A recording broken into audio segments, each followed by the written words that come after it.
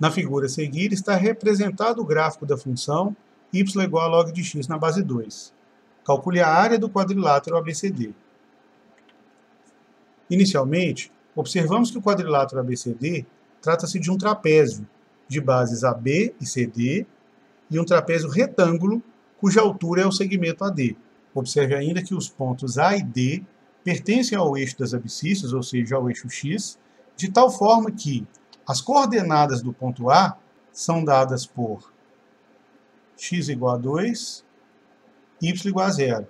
E no ponto D nós temos x igual a 8, y igual a 0.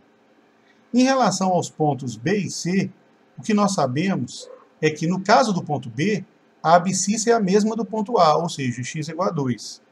E no ponto C, a abscissa é a mesma do ponto D, ou seja, 8. Podemos calcular a ordenada, ou seja, o y do ponto B, por meio da função, uma vez que B pertence ao gráfico da função, ou seja, o seu y é a imagem de x igual a 2 na função logarítmica. É igual ao log de 2 na base 2, simplesmente substituindo x igual a 2 na função.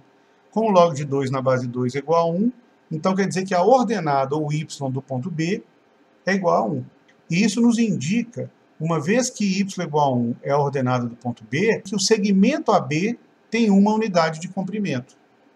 E da mesma forma, para determinarmos a medida do comprimento da base CD do trapézio, precisamos encontrar o valor da ordenada do ponto C, ou y do ponto C. E assim como B, o ponto C também pertence ao gráfico da função. Ou seja, podemos encontrar a sua ordenada simplesmente substituindo o valor da abscissa 8 no valor de x na função.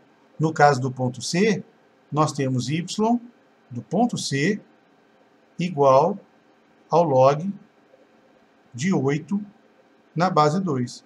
Como o log de 8 na base 2 é igual a 3, então o y do ponto C é igual a 3. E dessa maneira, a medida do segmento CD base maior do trapézio é também igual a 3.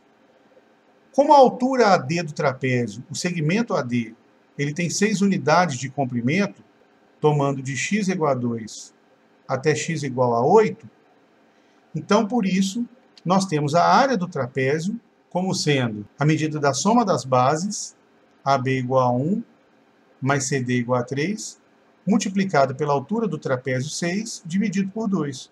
Então, a área do trapézio é igual a 12.